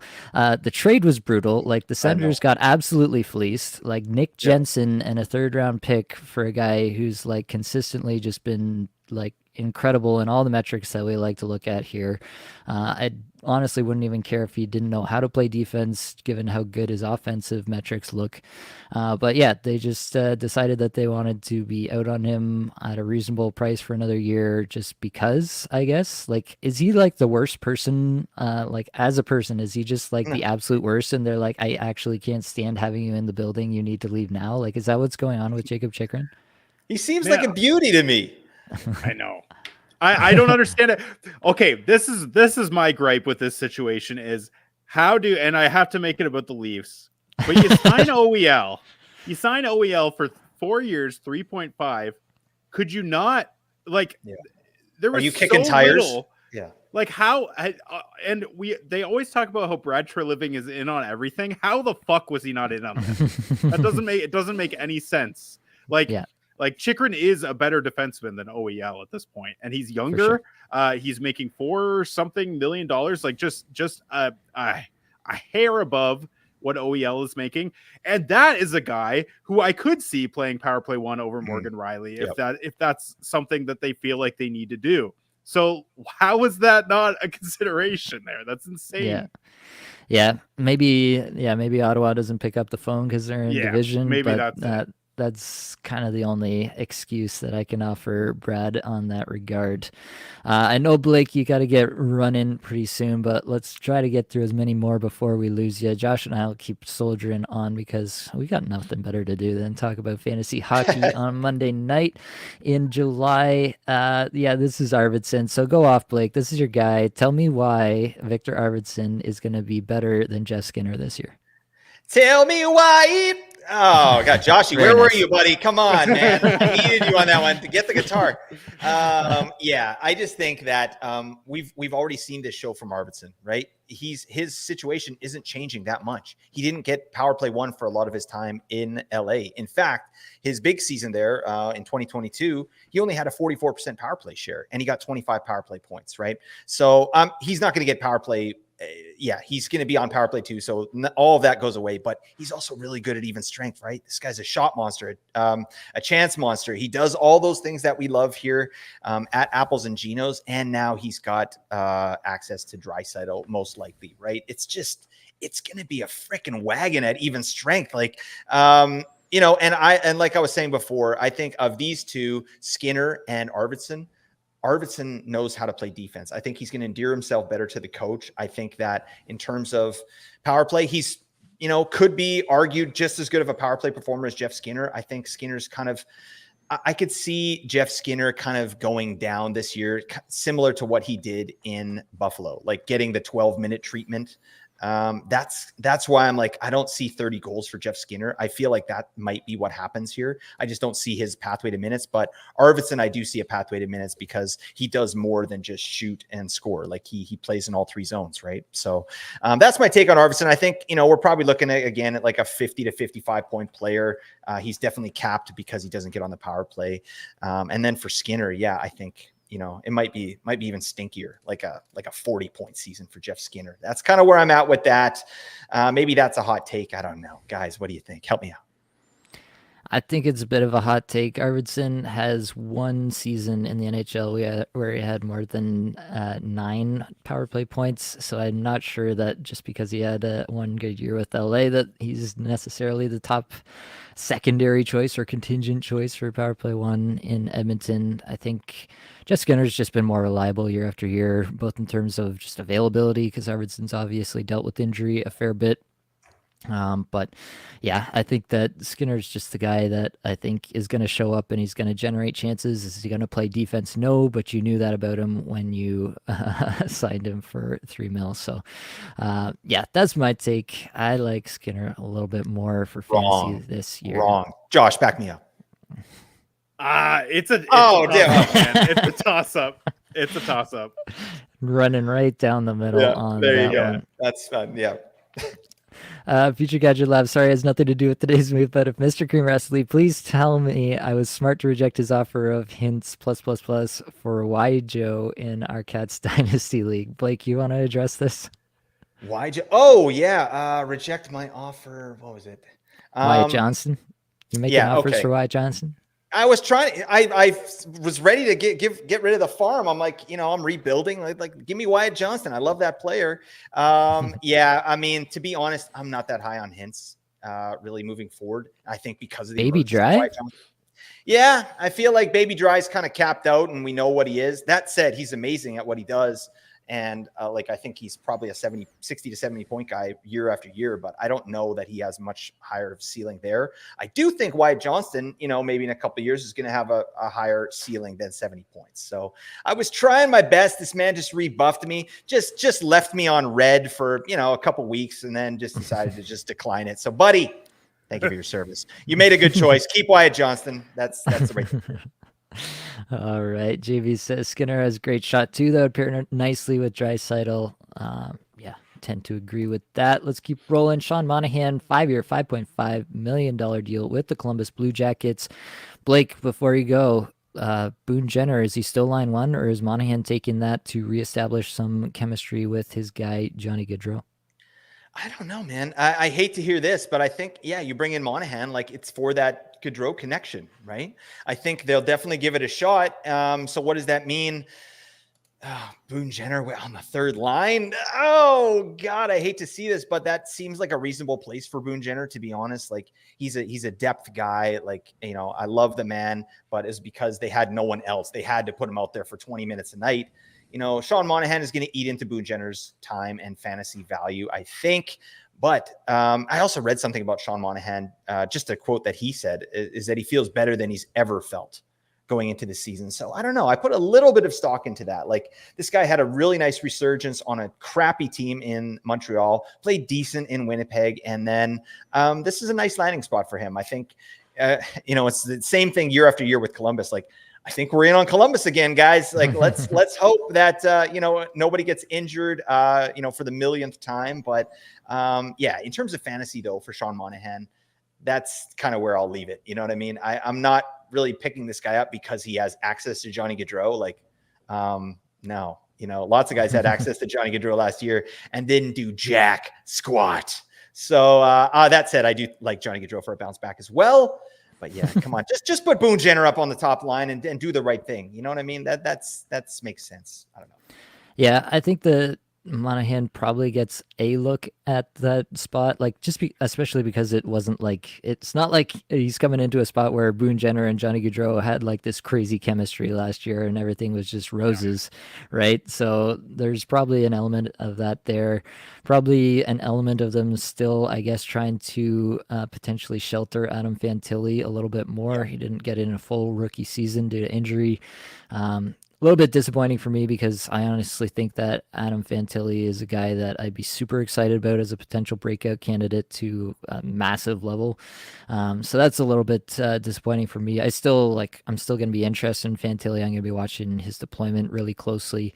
He could still be on the top power play depending what they want to do there. I think Columbus just really needs to get some stability at coach and get these guys playing That's supposed to be playing happening hockey soon. again. Like I read that they're trying to do that within the week or something like that. So, and I heard McClellan's name bumped around there. That would be pretty damn nice, I got to say, just because of the structure in the defense that he's kind of brings. Like that could bring some validity to this team for once. Absolutely. All right, Blake, I know you got to go. Thanks for joining. We will talk to you soon again, and Hutch and I will soldier on here. And we'll talk about DeBrusk, talk about Vancouver, just as Blake says goodbye, because what could be more apt? I do like this. I know you said your piece a little bit already, Josh, but I really do like this spot for Jake DeBrusk. I think he fits with just about anybody there. I think that he could fit on the top line if they want to play him left wing with Miller and Besser. Like, I think that could work out. That'd be an interesting element. That'd be a heavy top line. I think that they also got Danton Heinen, who I kind of like as a middle six kind of floater. He could get up there and give us some weeks. I really just think these two acquisitions really solidify the top nine there for Vancouver, and I think that Jake DeBrusk really could be in for one of the best seasons of his career if everything works out kind of perfectly. I do think that they have an opening on the top power play unit that could be his. Connor Garland got some run there, but if everything works out the way that I think they want it to, I think Jake DeBrusk turns into that guy on the top power play unit, and he would absolutely reap some benefits playing alongside the studs that they have there in Vancouver. All right, I want to keep rolling. We're getting along. Obviously, we've got lots of people in here still, so they're still enjoying it. But Gostisbehere 3-year deal to the Canes. We're getting a little bit into the dregs now. We got past the most exciting signings for sure. But Gostisbehere to the Canes, 3-year deal. Like I said, I think if you sign Shane Gostisbehere, you know exactly what you're doing. You want Shane Gostisbehere to run your top power play. You got anything more to say about that, Hutch? How much do you think, like, is he like just third pair top power play, or is he more than that, do you think? I think he probably is third pair top power play. I mean, obviously they lost a couple defensemen, so maybe he does play a little bit higher in the lineup. They lost Shea and Pesci, so their depth isn't as strong. But I think, like you said, he's definitely going to play top power play. I said that about Tony DeAngelo last year, and honestly, in the beginning, that I think that is what they got him to do. It just didn't work out in the end, and he was too much of a liability on the back end at 5v5 to really keep in the lineup, and didn't move the needle enough on power play 1 to really warrant having him there. Shane Gostisbehere is completely different. Like, he obviously is not the best defensively, but he is incredible on the power play. He's had a couple just absolute banger years in Detroit and in Arizona, where honestly he didn't even have top power play exclusively. So imagine him on a power play exclusively, right? Like playing a full season on a top power play. I see this being huge for Gostisbehere. He's going to be a bit of a, I mean, he never gets respected in drafts, so I'm going to be looking for him in late rounds. Yep. Yeah, I think that's a fair point. I think that Carolina just generates offense. Gostisbehere going to be a part of it. I think he's probably going to run around that like 50 to 60% rostered for most of the year. He's going to be always like, oh, should I drop this guy? Should I not? Like, it's not a guy I'm going to be excited to click on necessarily, but definitely an option for like your 4th D, especially you got like power play points in your Cats league and you're looking for a 4th D. You've already got your bangs figured out. Gostisbehere makes some sense there. Future Gadget Lab, Boone Jenner, my Multicat King, say it ain't so. Yeah, I do think, unfortunately, it might not be Boone's season next year. Banksy asked, did y'all touch on Duchesne in Dallas now that Pavs is gone? We could do that for a second here. Duchesne, 1 year, $3 million to stay in Dallas. Kind of curious why he didn't try for more. He had a good year. Felt like he reestablished some value. Obviously, he wanted to be back in Dallas. Maybe they said, like, sorry, like, the best we can do is 1 year. And he was like, I'll take it. Maybe that's what it was. But my take here, and you tell me what yours is, Josh, but my take is that Wyatt Johnston is that dude, and Duchesne is still basically exactly what he was last year. I don't think Duchesne changes much. I actually think he might have run a little bit hot last year. He's kind of had like an up year followed by a down year, followed by an up year, followed by a down year, just kind of ridden the wave every single year for like the past 5 or something like that. So I feel like it could be a down year for Duchesne. What's your take on him there? I 100% agree with that. I think Wyatt Johnston's the guy to play on that top power play, and probably top line with Hinson and Robertson, if you call that the top line. So I think, I mean, they gave us a little bit of a taste of that last year for a bit, moving Pavelski down the lineup and putting Johnston right up top. So I think that. I don't see Duchesne as being a guy that you need to have on your roster in redraft leagues. He's going to be another streamer season for him, and when he gets hot, you hang on. But I don't see I don't see him really moving the needle too much. All right, let's keep rolling. Tyler Toffoli. It's an interesting one. It's hard to get excited about the landing spot, but as I mentioned, I do have a little bit of interest in the Sharks being a little bit fun next year. 4 years, $6 million AAV for Toffoli there. What's your expectation? Do you think that, do you agree with me there that, we might actually have something in San Jose? Like, it feels like there's even a few outs to this being like at least a good power play unit. I'm just a little bit excited about what we could get out of fantasy. We might have some relevance once again in San Jose. I agree, man. Like, I mean, obviously, like, I'm not going to get too ahead of myself, but they've made some really nice moves. They picked up Ty Dellandrea. I don't know if we talked about that before, but he's going to get a bit more of an opportunity there from Dallas. He's a guy that would struggle to get into the lineup, but I think is better than his production shows, at least in terms of counting stats. And then they made a ton of nice little moves. Then you've got a much better top six. You've got Celebrini coming in, you've got Will Smith coming in, you've got Thomas Bordeleau that's probably going to play full time with them. He looked pretty good. And then obviously William Eklund, Fabian Zetterlund had a great run with them last year for a bit, and then Michael Granlund had an awesome year, and ended up being a hold for a good section of the year in fantasy. So I don't hate it. Like, I mean, I could see Toffoli being a 60-point guy. Like, I don't think that he's gonna come close to his numbers in Calgary, but I mean, I don't really see his production taking that much of a dip.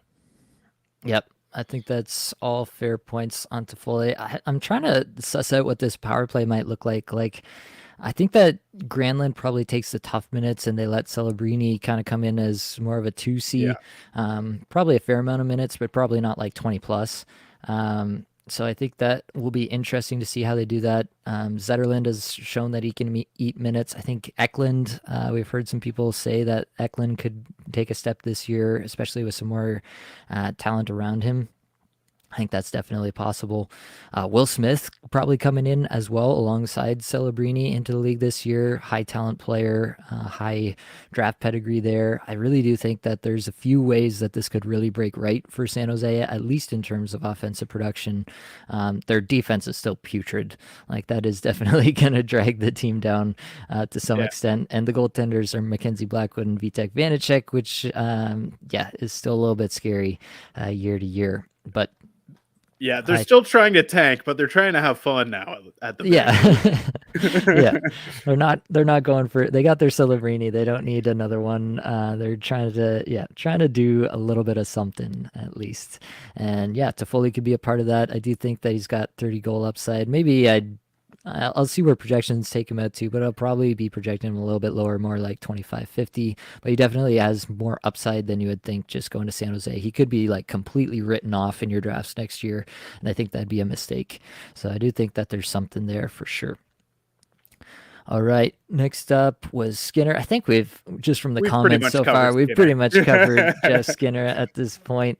Cam Talbot, 2-year deal in Detroit. Do you think that Talbot is the starter in Detroit now? They also signed Jack Campbell for 1 year, like, men deal. But I feel like Talbot's got to be the guy, right? I have no idea. There's got to be a move coming, right? Because they've got four NHL goalies on their roster. They've got Alex Lyon, who spent most of the year as their starter, and then they still got Ville Husso. Like, what are they doing with that guy? So there's got to be some sort of deal coming here. I have no idea what they're doing, to be honest.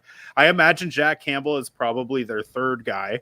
They brought him in to kind of be like potentially an AHL guy or like a third goalie, a third option, and kind of like a hype man. He's a really good hype man, as we've seen.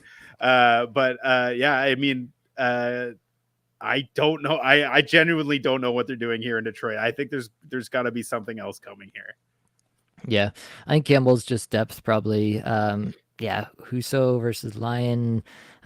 Really not sure what they're doing. They obviously gave some money to Husso, free agency, 2 free agencies ago now. Is that right? Yeah. It's a weird spot, but I do feel like if you're going after Cam Talbot, like, I don't know, it doesn't feel like a backup deal. Like 2.5 mil. Seems like most of the backups went for less than that. Like, at least he's getting a 1B deal here. Yeah, I can't say I'm like too excited about it either way. Like, the Red Wings goalies haven't given us a whole lot. Lyon had a hot stretch last year, a few good weeks where he was pretty good, but overall, I don't think Detroit really got better this year. Maybe some of their kids step up, and that's the way they get better this year. Marco Casper comes in, Simon Edvinsson maybe comes in, and that helps out the team, but it doesn't seem like they got better in free agency necessarily. So, interesting situation. Don't think I'm going to be super excited about the goaltenders, but we could, we look at the Coyotes last year, right? And Connor Ingram comes out of nowhere, provides value. You got Decord out of Seattle, not a team that a lot of people were looking at as super exciting. You can definitely get some goaltender value out of these situations. So definitely want to keep an eye on what the Red Wings do over the rest of the offseason in goal. Duclair, we talked about a little bit. I do think that, like, they gave him 4 years. Like, it's something.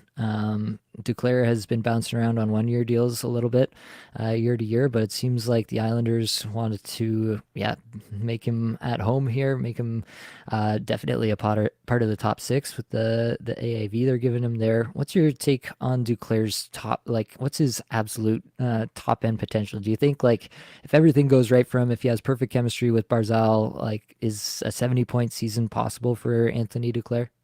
I think he's probably closer to 60 for his ceiling. That would be my feeling. I don't think he's really shown that he could get anywhere close to 70. And I'm not sure that Barzal really is a good enough play driver. Obviously, I think Barzal is a fantastic player, but I don't know that he's going to be the guy to bring Duclair to 70 points. But I mean, right. I could be wrong about that, but I would say 60 points is probably Duclair's ceiling. But I do like this spot for him, though. I don't get me wrong. I like this pickup for the Islanders. Yeah, I do think that Barzal could be kind of the right fit for him, just stylistically, and that could be interesting. It could be, I don't know, like, you can conclusively say like it's better than the Lightning, but if he can get on a top power play and on a line with Barzal, then that could definitely be the best, like, situation that he's had for any length of time. So that'll be interesting for sure. He just kind of only occasionally got power play one time in Tampa there. So definitely be interested to see if he can hold down a more continuous spot on a top power play here in the island. Slavkovsky, big deal. Oh man, this is a monster. It's an 8-year deal, $60.8 million. Yeah. What do you think about Slavkovsky? So we had a great half of the season. He had a terrible first half, a terrific second half, and he, legitimately looked like a star under the hood. Like, things were looking good. He looked like a star in the making. Definitely ran hot. He ran excessively hot for sure towards the back half of the season, but also started to do the things that you need to do to continue to grow as a player and to score lots of points moving forward. Still extremely young, 20 years old, right? So do you think that Slavkovsky will live up to this deal? Do you think that this is, the top line, top power play locked in? Suzuki, Caulfield, Slavkovsky, these are the guys. The Habs, obviously, they got Ivan Demidov in the draft, who a lot of people are super high on as an offensive talent. I'm going to talk to Victor Nuno this week about fallout from the draft, and we'll have that pod up later. But definitely, I think that what they're saying with this amount of money that they're giving to this player is that this is a guy who's going to play a ton of minutes and is going to be a top of the lineup player for us for years and years. Yeah, I think, Ken Hughes has done this already a few times with his young guys, is sign them right before it seems like they're going to break out to something that seems like a ridiculous deal at the time for the production that they've shown already, but in the future it's probably going to end up being like an absolute steal. So yeah. I wouldn't be surprised to see that with Slavkovsky. I mean, we've talked about it on the show and behind the scenes that it seems like he's a guy that's probably going to really pop this year. There's a lot of things under the hood that look really, really nice for Slavkovsky. So I think that he's a guy that with the minutes, with the right deployment, which it seems like he's going to get at this point, he will probably live up to this deal, and definitely by the end of it. Yeah, I tend to agree. Overall, I just think that, like, even if Demidov is that dude, like, they're gonna find a way to make it work with all the top end guys there. They're all gonna be on the top power play. Like, I'm just like not super worried that Slavkovsky is gonna be like super demoted down the lineup or something like that. Overall, I think it's probably a deal that's gonna look pretty good for a guy to put up the second half that he did, like sustained under the hood numbers. Yes, he ran hot, but good numbers under the hood for a long period of time. I think that Slavkovsky's future is pretty bright at this point. We talked about Duchesne already, so we won't go back in on that one, but definitely a good deal for Dallas. Hard to hate on that. Erik Gustafsson, this is one that I'm pretty interested in, actually. The Red Wings signed Gustafsson, 2-year deal, $2 million. This guy actually kind of crushes third pairing minutes. Honestly, kind of wish that the Leafs had kept him when the Leafs had him.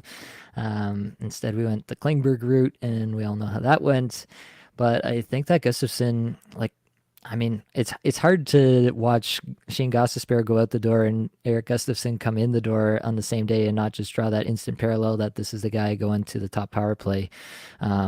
Just because he's done that. Like, he's been super effective. When Karlsson had the injury in Washington and Gustafsson was there, Gustafsson stepped in. He was a fantasy revelation for as long as Karlsson was out. What's your take on Gustafsson here? Do you think that he takes over the top power play, or do you think that they try to make Mo Seider into that, like, true number one defenseman who does all things? Like, do you think that's where the Red Wings are headed with Seider? I think it's more of a Seider question than it is a Gustafsson question in the end. Right. I think this is the one part of the Yzer plan that seems to be transparent, and that's that they don't want Seider on the top power play. It's been pretty clear for a few years now, and just the fact that they let Gostisbehere go, obviously they probably would have had to give him a raise, and they bring in a cheaper option in Gustafsson, and who does almost exactly the same thing. So I think you're 100% right. I think this guy is probably going to take top power play, and that's going to be really nice for his fantasy value. I think he's going to be a guy that you can definitely roster, and a guy that you could probably get late in drafts because people aren't going to pay attention for the most part. Yeah, definitely a guy that's going to be on a lot of sleeper lists come September. That's for sure. All right, we got through what I would consider the major signings for fantasy anyway. Any of this list really sticking out to you, Hutch, that we want to talk to? We had Matt Roy, a big deal to Washington, but not necessarily a big time fantasy contributor. Maybe in your Cats leagues or in your deep leagues, he's providing some peripherals and he's getting shots and stuff like that. So he does provide you something there, but I don't think this is a guy that's going to really move the needle for fantasy. David Perron goes to Ottawa. Jason Zucker goes to Buffalo. That's what I'm kind of interested in personally, because you see Jeff Skinner go out and you could draw a quick parallel to Jason Zucker coming in and maybe he fits into that role. But at the same time, I do feel like JJ Peterka really kind of staked his claim at the end of last year. And so I feel like you got a Paterka, Thompson, Tuck top line in the making here. And then Darlene, obviously, on the back end. Who do you think is the fourth member of that power play? Is it Dylan Cousins now, or could Jason Zucker challenge for that?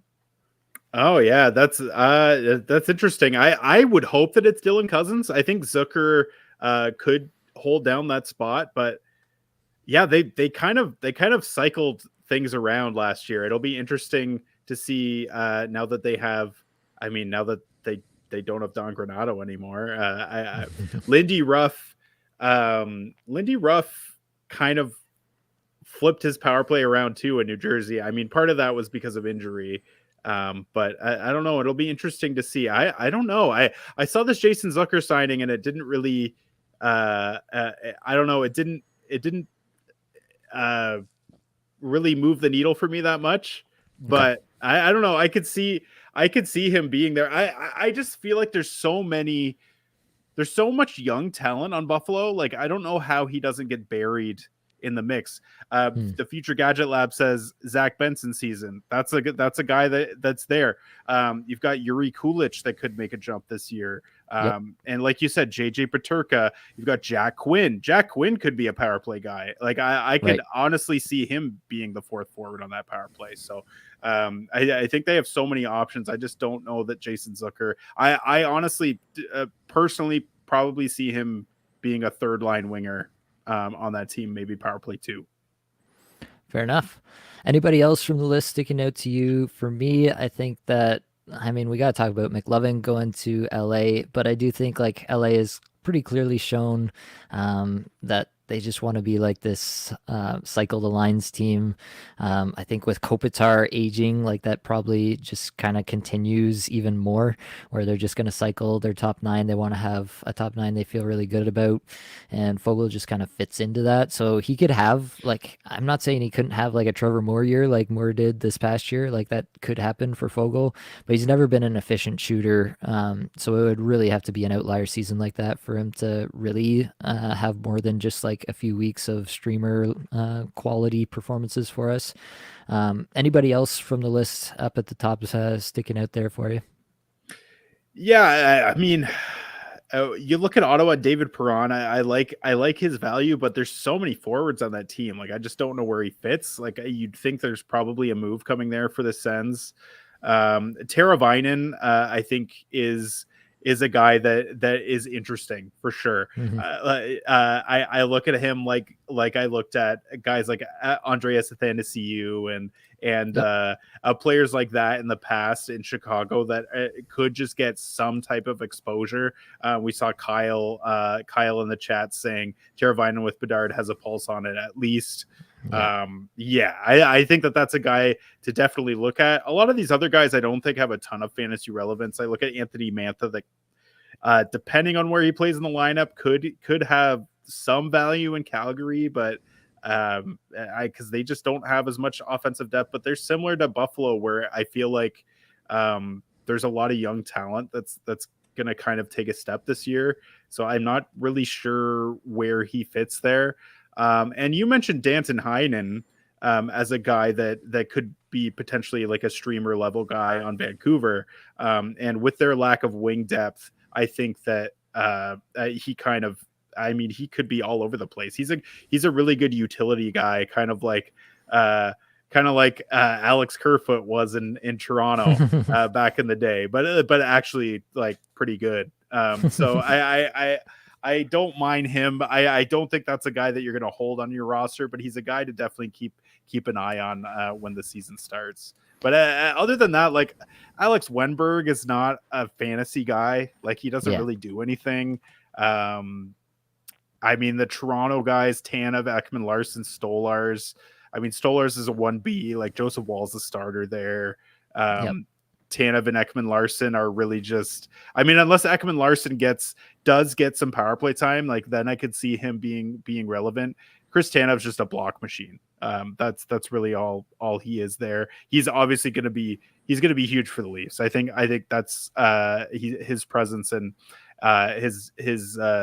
his defensive game and his puck moving skills.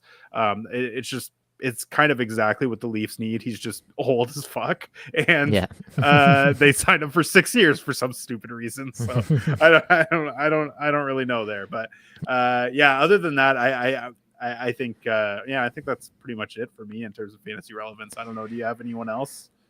Yeah, I mean, I saw just before I dive in again, but I saw like Frank Saravelli tweeted out like all this stuff about like cap circumvention after the Tanev contract was signed. Yeah. Like if they're planning to like Robidas Island him, which has been the theory that they're only gonna actually play him for like 2 or 3 years of that deal, and then he goes on LTIR mysteriously for the rest of it.